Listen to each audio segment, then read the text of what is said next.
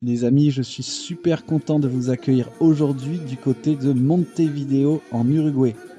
Alors, qu'est-ce qu'on est venu faire ici? On est venu marcher dans les traces de notre Tunisien préféré, Brahim Benbouzid. S'il y en a encore qui connaissent pas Brahim Benbouzid, vous allez voir en lien en bas de la vidéo la chaîne Tony Experience Foot et vous vous mettez à jour. C'est une carrière qu'il a fait sur FIFA avec un joueur inventé, vous allez vous régaler. Et pour tous les autres, on connaît le Franjo, Brahim et son frère qu'on va présenter ici dans Football Manager. Alors je vous fais un petit récap très rapide malgré tout, on va replanter le décor. Brahim il est tunisien, né à Tunis avec son frère jumeau qui s'appelle Mohamed. Leur rêve est de footballeur professionnel. Ils ont un club qu'ils adorent en Tunisie sur lequel ils comptent passer pro, c'est l'Espérance de Tunis, le meilleur club tunisien. Et malheureusement pour Brahim, son frère est accepté, Mohamed, et lui pas du tout.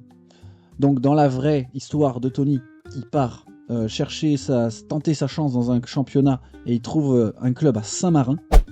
Mais nous, on va se mettre à jour de la carrière et on va le faire partir à l'âge de 16 ans du côté de son club actuel, le Danubio. En plus, vous connaissez ma passion pour l'Amérique du Sud. Franchement, ça me met en joie de vous mettre en Uruguay. Donc on va essayer de proposer une carrière sud-américaine à Brahim. Un seul objectif dans cette vidéo, que Brahim fasse une meilleure carrière que ce qu'il est en train de faire dans FIFA avec Tony. Brahim a 52 niveaux actuels. Il est perfectionniste, vous connaissez déjà. On le place en potentiel évolutif. Il joue du côté de Danubio en première division d'Argentine. Mohamed, son frère, 52 niveaux actuels. La seule différence, lui, il n'est pas sur un potentiel évolutif. Il a 200 de potentiel, direct. C'est donc potentiellement une star mondiale. Et on va également suivre son évolution en parallèle de Brahim. Est-ce que Brahim va percer? Est-ce que Mohamed va atteindre son 200 de potentiel? Qui fera la meilleure carrière? Est-ce que les deux se rencontreront? La réponse, c'est tout de suite.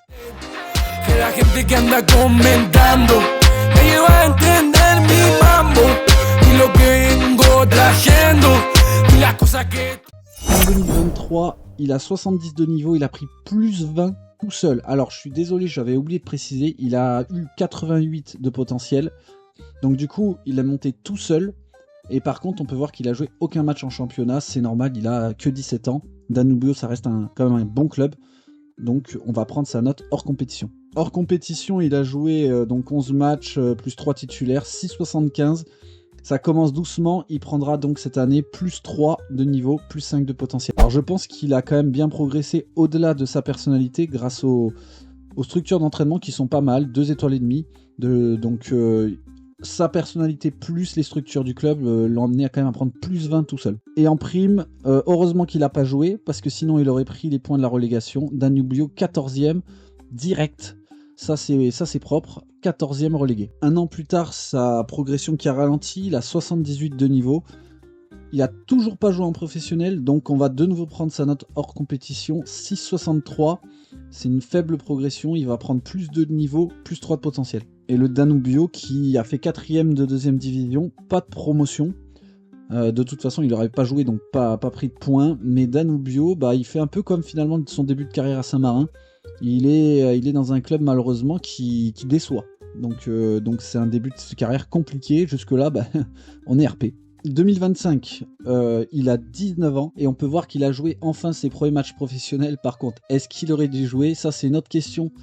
Il a fait 6 entrées en jeu, il a été catastrophique, 6,55. Alors 6,55, ce qui va se passer, c'est qu'on va pas lui compter. Pourquoi? Il a joué que 6 entrées en jeu et il n'a pas atteint les 270 minutes. Pour pouvoir le juger, il faudra quand même un certain temps de jeu. Là, il est sur même pas 100 minutes, j'ai vérifié. Il fait des entrées en jeu de 10 minutes, quoi, à peu près. Donc quand on n'a même pas 1 heure de jeu, on peut pas juger. Ça va le protéger pour cette saison, parce que la 6,55, ça lui aurait apporté rien du tout. 0, on aurait enlevé 0, mais rajouté 0. On va se baser de nouveau et une dernière fois sur sa note hors compétition. 6,70, il va prendre plus 3 de niveau, plus 5 de potentiel. Maintenant, Brahim, là, faut que tu passes la vitesse supérieure, parce que 82 de niveau à 19 ans, c'était léger. Regardez à 19 ans, Mohamed, son frère, ce n'est pas du tout la même chose. 137 de niveau actuel. Il joue tous les matchs de championnat, 7,83 de moyenne avec l'Espérance Tunis. C'est un monstre. Franchement, c'est déjà un monstre à 19 ans. sachant qu'il a 200 de potentiel, ça sent le mec qui va aller chercher peut-être les 200 ou pas très loin, hein, parce que franchement là, 137, nous on connaît hein, les vidéos de Tony sur le 200 de potentiel, là vous avez un crack.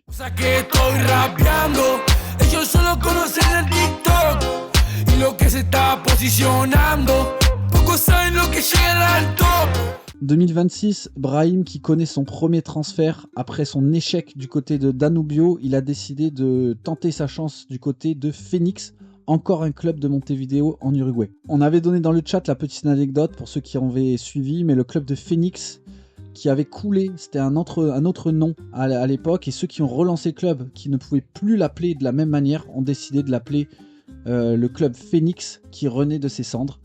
Donc voilà, c'est beau, du côté de Capurro, c'est à côté du port de Montevideo. Celui qui a énormément de mal à renaître de ses cendres, c'est Brahim. Hein. 6,53 à la saison, encore heureux que la coupe lui sauve un peu le coup, si j'ose dire. Parce que si on était qu'en championnat à 6,40, donc c'est quand même de la première division, il est remonté d'une division. Par contre, voilà, 6,53, aucun ajout, ni de potentiel, ni de niveau. Et une fois n'est pas coutume, en 2027, on va commencer par son frère Mohamed, 168 de niveau. Merde. Mohamed qui est complètement sur une autre planète par rapport à son frère.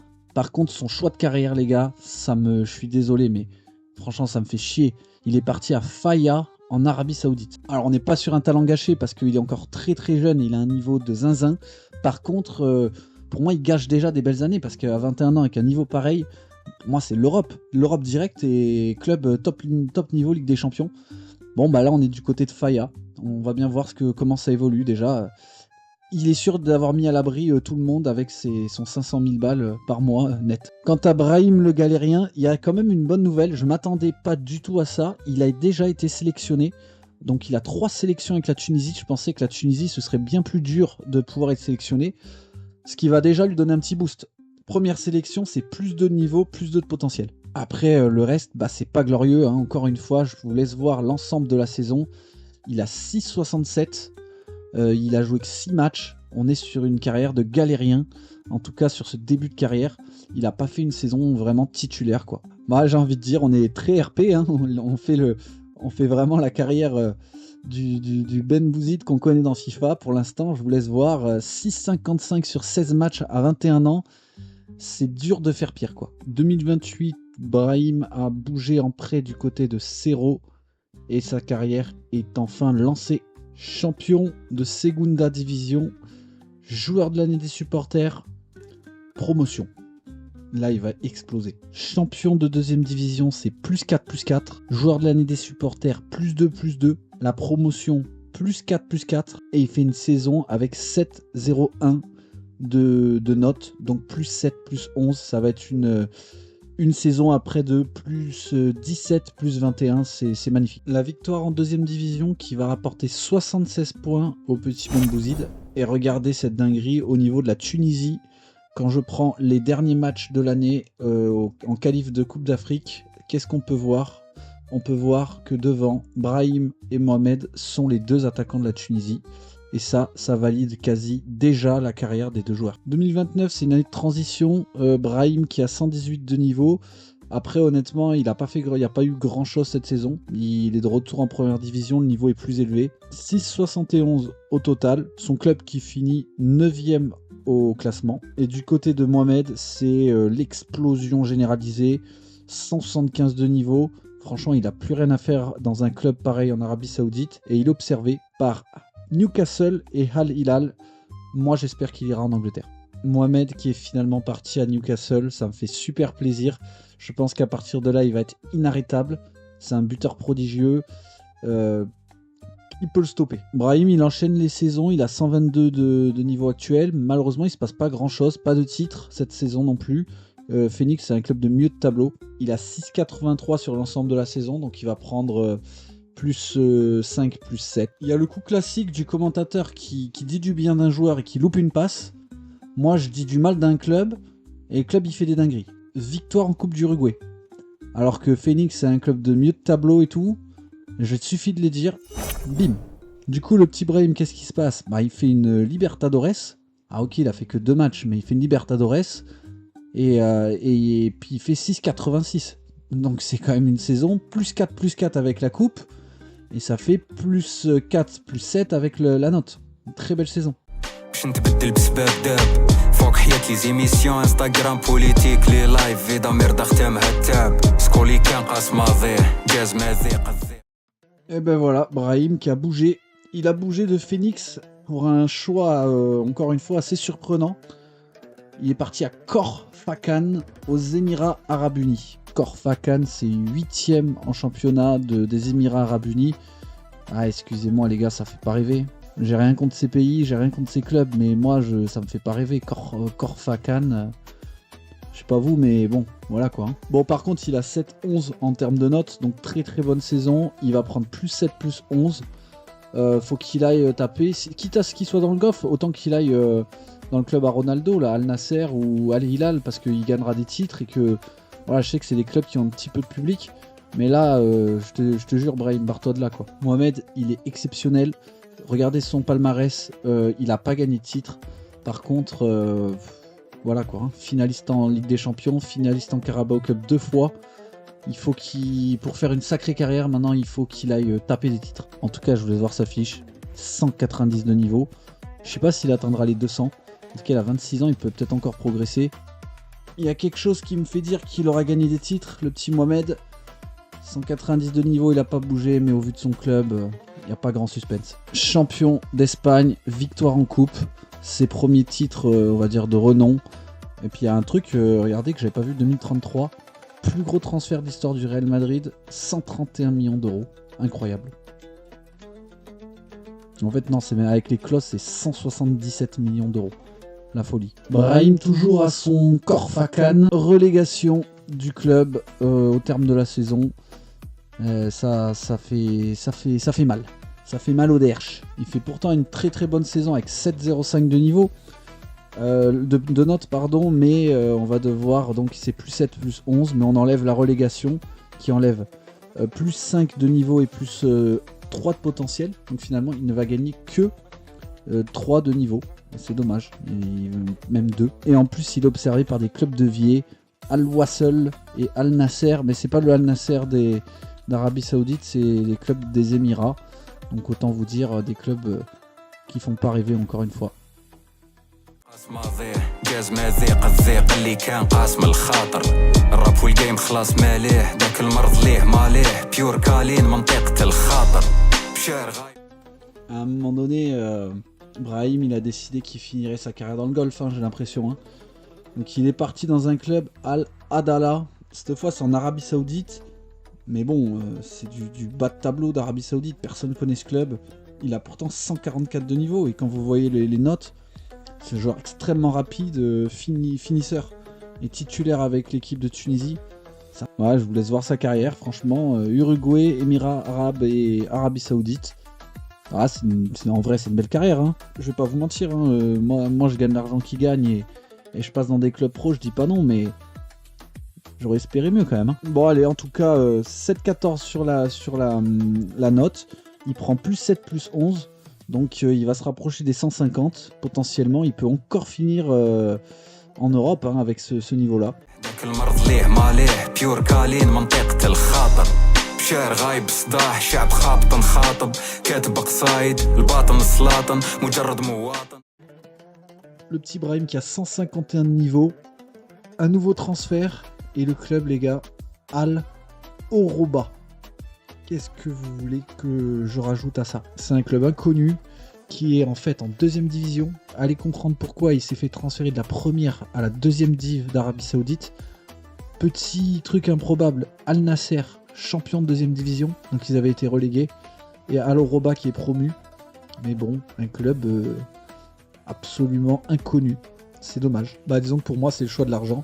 En tout cas il fait une saison avec 7,27, donc plus 7 de niveau, plus 11 de potentiel, et on rajoute la promotion plus 4, plus 4, il va quand même dépasser je pense les 160 de niveau pour sa fin de carrière. Ça sera quand même un très très bon joueur malgré tout. 2037, 30 ans, ça y est, on arrive au bout quasiment de la carrière. Alors, il est toujours du côté d'Al-Oroba, où il fait d'ailleurs une très bonne saison, je vais vous le montrer. Par contre, il y a une petite chose qui me fait espérer pour sa fin de carrière, il est observé, et il est observé par l'Atlético Madrid. Donc, ça me plaît énormément. J'espère qu'il va pouvoir bouger pour faire une fin de carrière, on va dire, européenne. Il fait une saison avec 7, donc de nouveau plus 7 de niveau, plus 11 de potentiel. Et vous savez ce qui me ferait, entre guillemets, rêver, c'est qu'il joue le derby madrilène contre son frère. On pourrait avoir Mohamed contre Brahim, Atlético Madrid contre Real Madrid. Ce serait vraiment super. Même si Mohamed est beaucoup plus fort, ça serait sympa de les voir jouer l'un contre l'autre. Mohamed qui est monstrueux. Et pour le coup, voilà, il a commencé à faire ses titres. Il n'arrive pas à gagner la Champions League.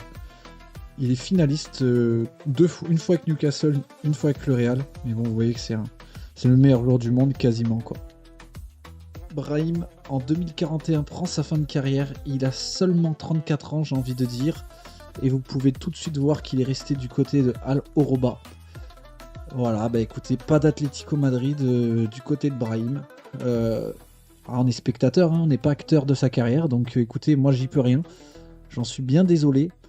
On peut le regretter, mais c'était Brahim qui a fait ses propres choix. Et malheureusement, pas de titre. Donc ils ont même fait une relégation, une remontée, sans même gagner la deuxième division saoudienne.